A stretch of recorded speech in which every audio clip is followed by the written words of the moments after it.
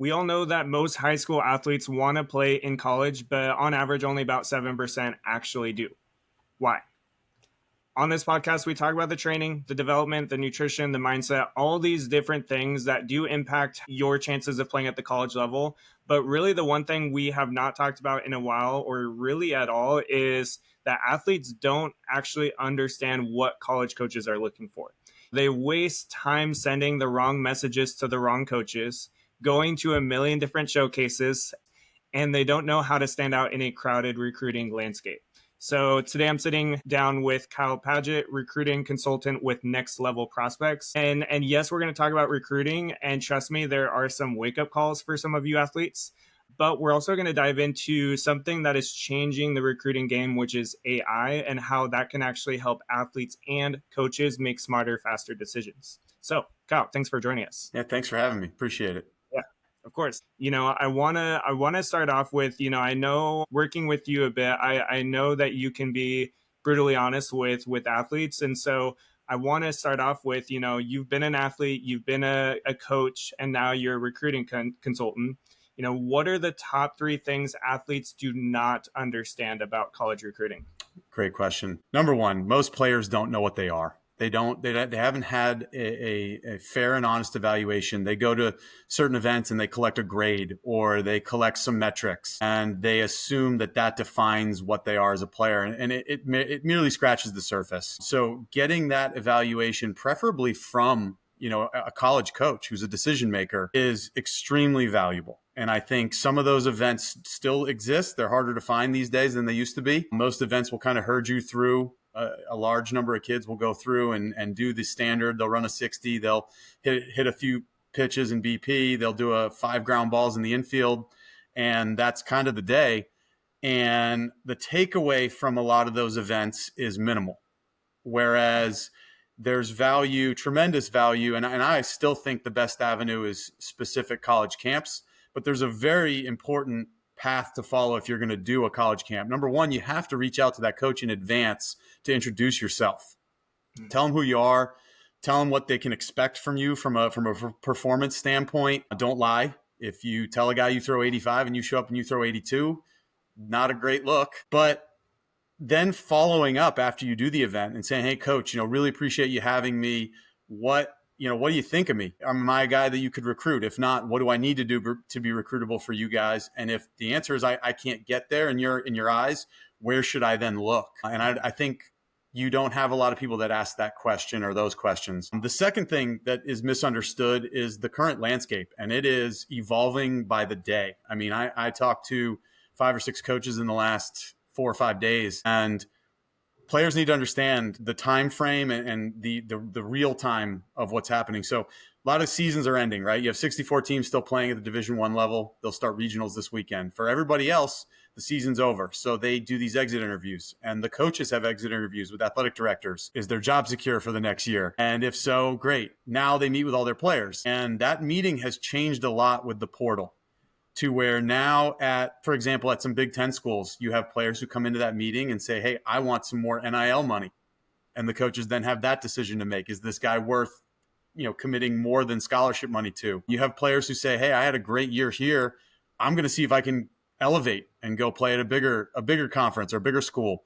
You have some players who come in and the coaches say, hey, you didn't meet kind of where we thought you were going to be by the end of this year. And we don't really have any more time to wait for you to develop.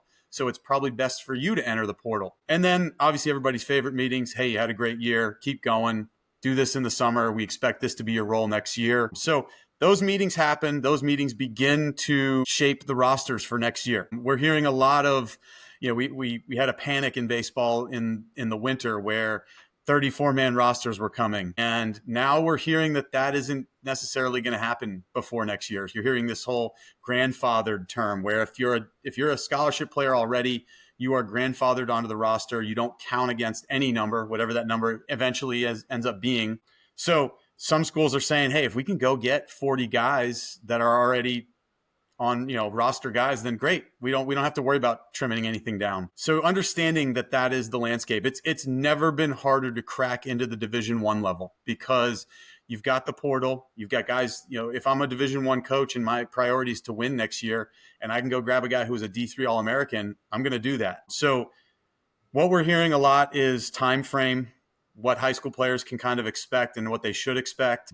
And that's important information you have to know, because it could change your plan in terms of what events you're going to do, when you're going to do them. And then the third thing I think that most people don't or lack need a greater understanding of is how the process can effectively be navigated, where you're not just going to throw a bunch of stuff at the wall and see what sticks. There needs to be a strategic approach of, if this is your list currently, get in front of those schools, get your feedback. If some of those schools like you, awesome, continue to pursue it. If they don't, you really have to go back to the drawing board, adjust your targets, and then go from there. I also think it's really important that families don't look down upon Division II, Division III, NAIA, JUCO. Those routes are all more viable now than ever, because as college coaches seek older, more experienced players that they can plug into a lineup, they're going to explore those avenues more now than ever. And I'll throw in a fourth thing. More now than ever, it's important to have guys that can be resources for you and references for you, because a lot of these college coaches can no longer commit their recruiting budget to, let's just go to this tournament and see who shows up. It's got to be targeted. So if they're going for a specific player or multiple players, that's exciting to them. That's a reason for them to go. They're not just going to show up at your travel ball tournament, and you can't expect that on your end. You're going to play a lot of tournaments this summer where nobody's going to be there. And that's the reality. So understanding that you need some people in your corner who can, make some connections, create some introductions, tremendously helpful. I actually talked to a coach the other day and I said, how are you managing these portal guys? I mean, there's literally going to be thousands of kids to try and sift through. And he said, we can't do it blindly. We have to have somebody who reaches out to us and says, hey, I think this guy is a good one for you to look at. And now we're inclined to pursue that. And if it requires a flight to go see this guy or a special trip to a bullpen, we'll do that if the right reference has put that player in front of us. Dude, so many good things in there. I really like the strategy piece, the resources and references. Like, I think that's one thing that, a lot of families are trying to do this on their own, which I know not all have the access. And I think that's the cool thing about Next Level Prospects is you guys are trying to make this more affordable for families. But yeah, it's like, I really liked your question of how do I get recruited by you? Like, athletes speaking to a coach. And then is that even possible? Like, will that even happen? Like, those are hard questions to ask, but it's like, it's better to ask that now than to hope and dream and continue to do this work to try to get their attention when it's never going to happen. Absolutely. I mean, you can go to the same school's camp 3 different times, but if they weren't going to like you the first time, it probably wasn't going to change the second and third. But yeah, I think we have a system where you're surrounded by people who want to help you growing up in the game, in any sport, right? You go to a hitting coach, he wants to help you get better because it benefits everybody. But because of that, there is kind of a lack of honesty a lot of times where that coach isn't going to tell you, hey, you probably shouldn't go do camp at University of Texas. You're not that level player. So I think having that honest evaluation is such a critical piece. And it's what a lot of families, I've done some activity on Facebook recently, and I've had a lot of families reach out, and I've offered, hey, totally free. Send me send me a video, send me kind of like a basic height, weight, some metrics, and let me get some context on your player. And it's kind of concerning when you have some of these families reach out and they say, hey, little Johnny's got big D1 dreams. And then they send you a video and he's throwing 78 miles an hour and he's 5'10", 150 pounds. And you're like, hey, I hate to be the bearer of bad news, but unless some things drastically change here, you need to adjust the goal here. Is there a place for everyone to play? Firmly believe that. Is it going to be at a top 25 or a Power 4 school? No. The answer is quite frankly, no. Even Division I, like I said, to play at the Division I level, you have to be so exceptional. I think people lose the context. Oh, little Johnny was all league. Well, what does your league look like? Where do players from your league go each year? If you're not pumping out Division I players every year and you're the best player in the league, what does that even mean? Having an understanding of that is really important. And I get it. Like, there's a lot of places in this country where you may not get that. So you need to seek it. Yeah, that's good. One thing you touched on, and you mentioned this before the call, is the time frame piece. And so, you speak specifically to the baseball. I know this is important for any sport to understand, but if we speak baseball specifically, what are those times that are really bad for athletes now to be trying to go to showcases and get seen? So this is a good one. We talk to a lot of our individuals, for example, that we're supporting right now, and we say, hey, high school season's coming to an end. Are you really in a place where you're going to go to a showcase and put out really good performances? Because you're probably a little beat up at the end of the season. You probably need some recovery. You probably need to get back in the weight room. Guys I think they do a better job now than they have in the past, but it's still hard. It's hard to find that time. So and it's hard to say, hey, go take a month, because you can't really give up the month of June necessarily. So managing all of that and having an understanding of when you go to these events, if you can't put out a good representation of what you are as a player, it's not a good time to be going to them. If your arm's tired and you're a pitcher, don't go throw at that event, because nobody's going to want to hear the excuse of, oh, I only threw X because I'm tired, or because I threw last week in the state tournament. Well, then you probably should skip that event right now. I think there's a lot of factors at play. There's a lot of FOMO. You have a lot of families where, go to any travel baseball game and listen in the stands. You're going to have parents buzzing about, oh, are you guys doing this? Are you doing that? Johnny's going to go do this. And it's like, well, does it make sense for you individually? That's the question you have to be asking yourself. And also an understanding of, if you don't have anything to showcase, which I think this is the biggest hole in the system, is players who can afford the price point, the entry fee of the event, they'll go do it. But if they don't do anything that gets a coach excited, they're not going to get anything in return. And they don't understand that. Oh, I thought I performed great at the event. I got 2 hits. Well, as soon as you ran a 7.560, everyone crossed your name off their list. They weren't going to look at you anymore. Or as soon as you threw that ball across the infield at 75 miles an hour, you were not a recruitable infielder. So needing, again, the evaluation piece, the understanding of where you are in your own development and where you are from a load management standpoint, those are all factors that play into this.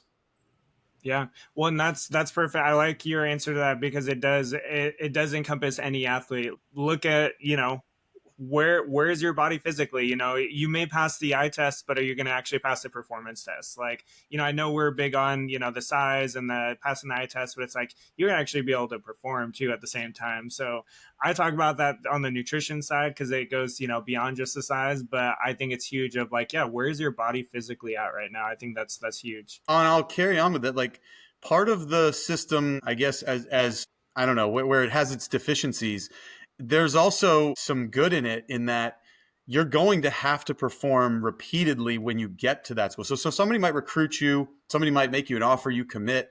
When you get there, because of the current landscape and the portal, there is you have to continue to perform. And I think people need to understand that. If you you commit to this big school, great. You get there in the fall and you don't perform, you're probably not making it out of the fall. Let's say you do get through the fall and you get into the spring and you underperform that spring. Guys don't have the luxury of letting you hang around and develop in 2-3 years anymore. They'll say, hey, we can't afford to have your roster spot taken up by a guy who's not going to perform for us. So we're going to cut you loose and we're going to go fill that spot with somebody else. And it's again, if we get into a much bigger picture here, when we professionalized college sports by bringing in NIL money, this was the inevitable path we moved down, where it isn't bring a guy in, let him develop, let him, mature as a person, as an athlete. And it just is what it is. Like it or not, that's the world we live in now. So if you don't have a good grasp of that concept, you are going to struggle as a college athlete. That's good. I wanna shift towards you guys at Next Level Prospects and specifically talk about this app piece. Before we do that, I just want to take a pause, because what we're gonna do is we're gonna show a quick video of Kyle talking about what he does and especially about this app, and then we're gonna come back and we'll talk about that. The individual that we support in the recruiting process, or any player who's a member of a partner organization of ours, is given access to On the Radar Sports. It is a cutting-edge recruiting management software with a heavy AI component built into it. Pretty cool. Take a look. This is On the Radar Sports.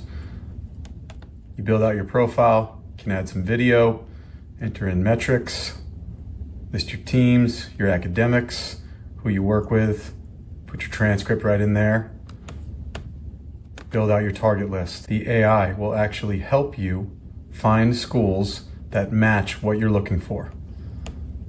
Once you add schools, the program will hold your hand through filling out the recruiting form, and this is where it gets cool.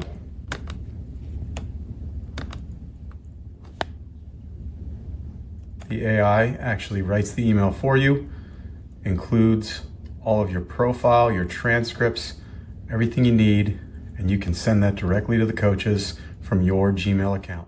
All right, so for this app, it's really, I've gotten to see it. I've seen that video, and I think it's really cool what you guys have. And so, what's so special about this app? Why is it so important for athletes and coaches? Good. So the On the Radar Sports app that we leverage is a very cool tool. There are others out there like it, but we think this is like those on steroids, we like to say. It has a heavy AI component to it, which again, in the world we're living in, AI is part of everything at this point. This app allows a player to build out a profile and answer some questions like what you're looking for in a school. And if location, courses of study, size, there's a number of preferences you can enter in there. And the AI goes to work for you and it recommends certain schools and it puts them in front of you. And I think I remember when I was going through the recruiting process a long time ago, basically pre-internet, we bought a book and it had like every college baseball program in the book. And you just thumb through it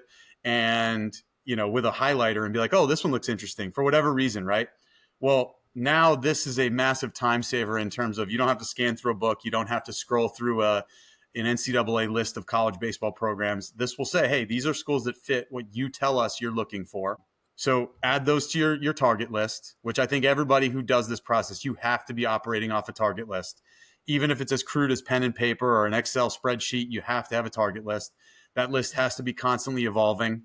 And once you establish your list, you have some homework to do. And this app kind of holds your hand through those things. It makes you fill out the recruiting questionnaire. It makes you follow the coaches on social media, which, in baseball, Twitter is a massive factor in the recruiting process. When I introduce a player to a coach, he often follows it with the next question of what's his Twitter handle. And you need to learn Twitter and leverage it. It's your best marketing tool as a baseball player for sure.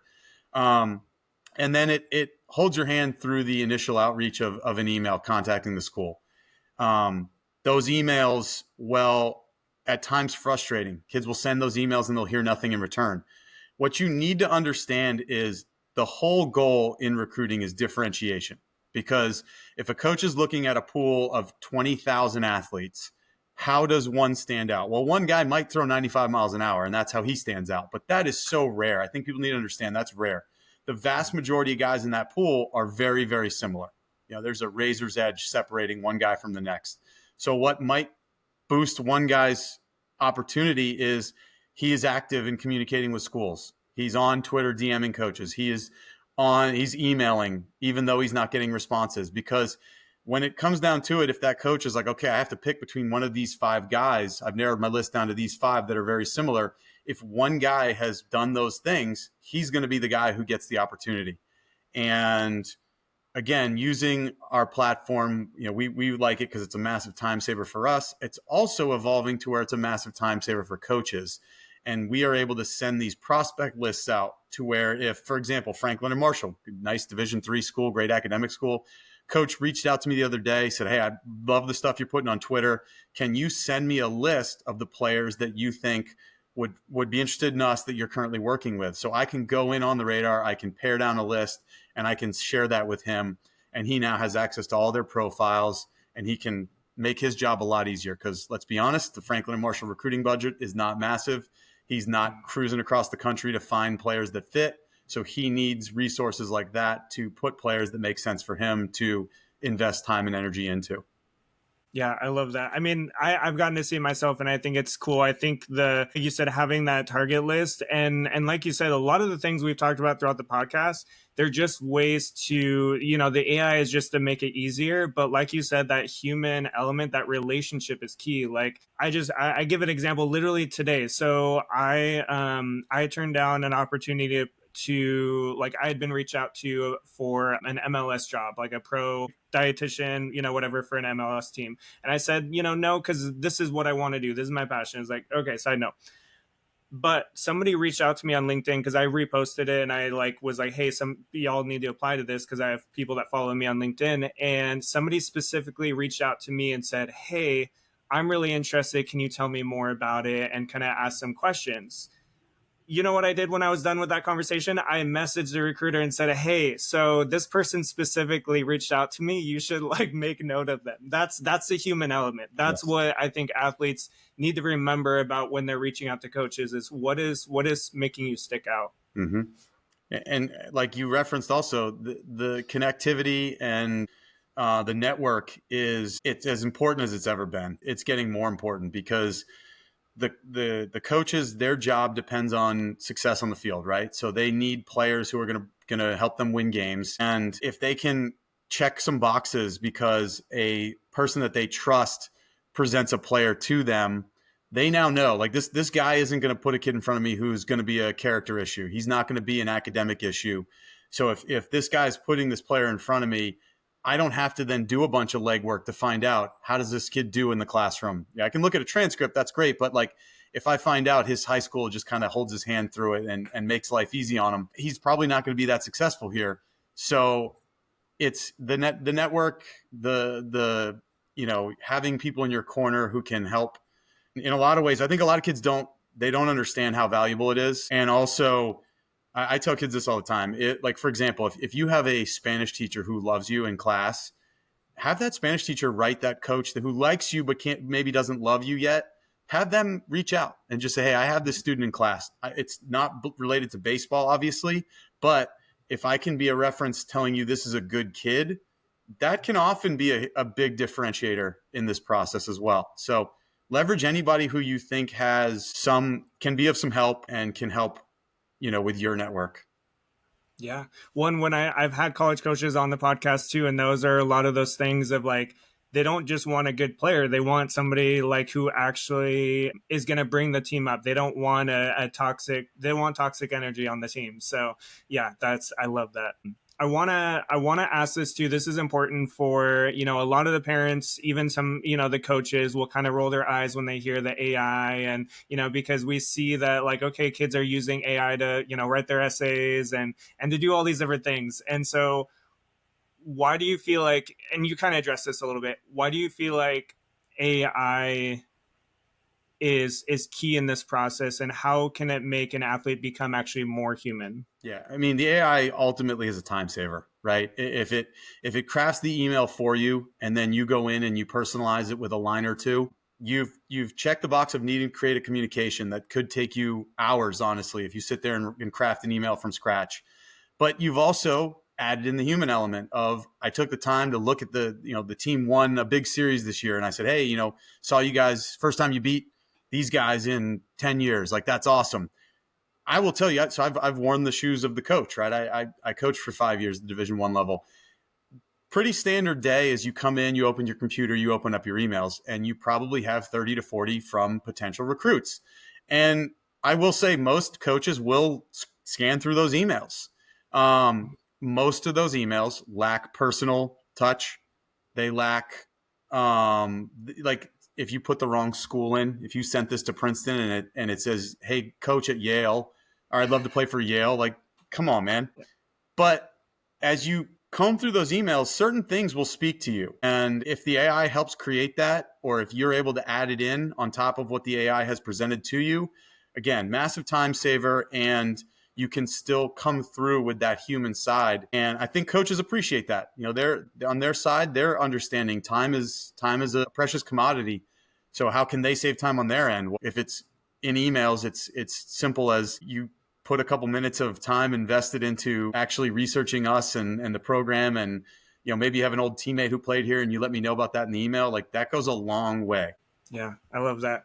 So with your experience, whether it be for, this could be from your college experience, this could be from your experience as a recruiting consultant, but Can you share a story of an athlete who really understood the assignment?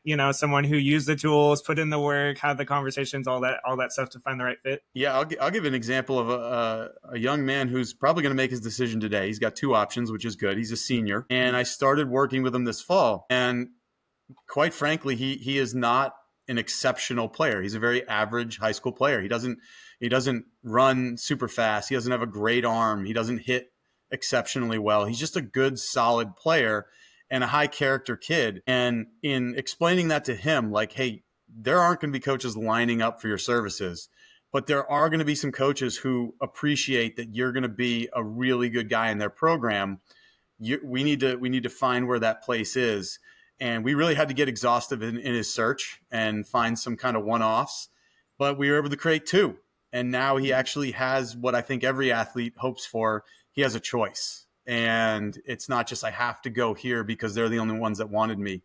I can go here or I can go here, and I can see which one, pros, cons, which one makes the most sense for me. But yeah, he did a really good job of consistently reaching out to lots of schools, hearing a lot of no's and not getting too deterred or frustrated, and finally found some guys who said, yeah, like we have a need for players like you, and actually has a couple of scholarship offers out of that. So it's Nice. those are the most fun success stories. Now, hopefully he goes there and has success and we can celebrate it even more. But yeah, absolutely.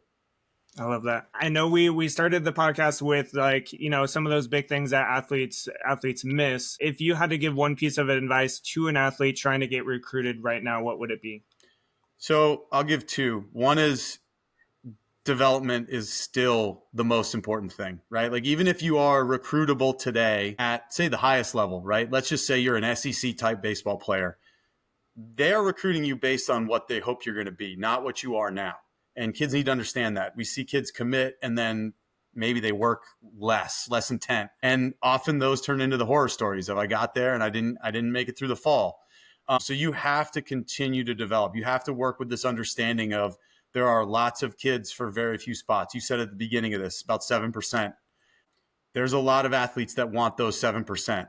So you have to work with that mindset. Secondarily, I think getting that honest evaluation, I feel like I'm kind of harping on that point, but it's big.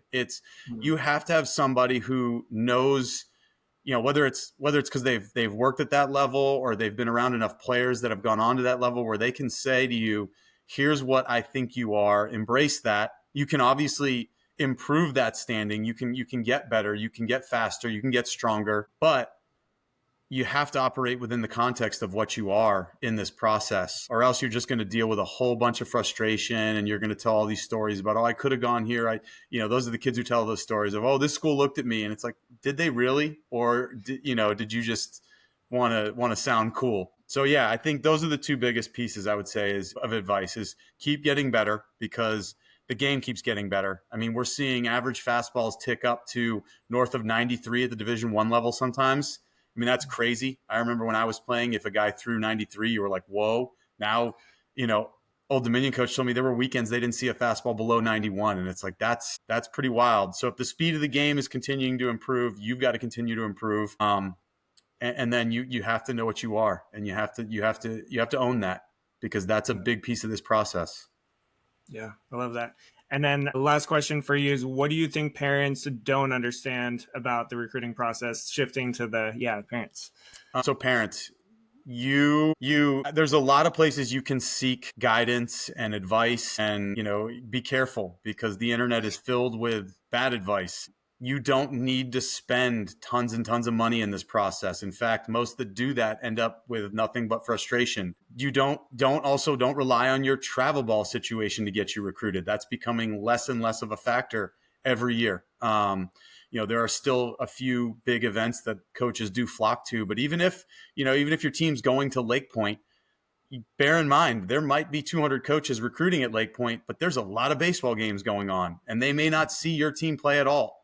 So you need to be super proactive. You need to be intelligent about the outreach. If you're asking Tennessee to come to your game, your kid better be really, really good. And then the follow through of asking the questions that are hard to ask. Not many people like hearing the answer of no, or you're not good enough. But it's an important answer in this process because it allows you to adjust your target, make the target an accessible one, an intelligent one. And I really do. It's funny. This sounds like a sales pitch, but I do think it is important to leverage people who know what the heck is going on in it. I tell families all the time that yes, there is obviously a cost to work with us, but I think in the long run, that cost, you're going to get significant return on investment. One is you're going to end up saving time, money, and sanity. And two, if you get some scholarship money at the end of this, think of how that translates. You know, if you spend a little bit of money with me, but you save $20,000 in school, that's real life. You know, that's about as proof in the pudding return on investment as you can deliver. So I think for parents, seek somebody out who knows what the heck is going on and can give you some good guidance. Most people will not even ask you for money up to a certain point. They'll give you a lot of free advice. Again, make sure that advice makes sense, but leverage those people, ask the questions, and then come up with your plan and make sure it makes sense. Love it. One thing, first of all, Kyle, I just want to thank you for hopping on. There's a lot of good stuff from this. Thank you for having me. My pleasure, man. Yeah. And then, so I'm going to include your links in the show notes, but what would you say is the best way to contact you? I tell families, you know, you can text me, you can email me. I don't mind. Some people are a little leery of texting. They think I'm going to sell them something. So if email is the most comfortable, shoot me an email. I tell families, reach out, ask for an evaluation, ask for what is my kid and what would you say are the next steps we need to follow. That's all totally. I think that's information that should be readily available to folks. More than happy to help with that stuff. And then if you decide you do want to then take the next step and work with me, we can talk about what that looks like. But yeah, I think you have to be intelligent about this process as a family on a lot of levels. You have to be smart about the schools you're targeting. You have to be smart about the track you take, and you can chart a course that will be productive if you do this the right way. So good. And athletes, listeners, like really, number one, reach out to Kyle, follow him, see some of what they're doing, and then really make note and be honest with yourself with this. Like, go back and listen to some of these things more than once, because you're probably going to need that reminder, because you're going to forget some of these things. So go back and listen to like, oh yeah, I need to be honest with myself. Like, make note of those things and really do some self-reflection there. But yeah, and listeners, as always, keep striving for greatness.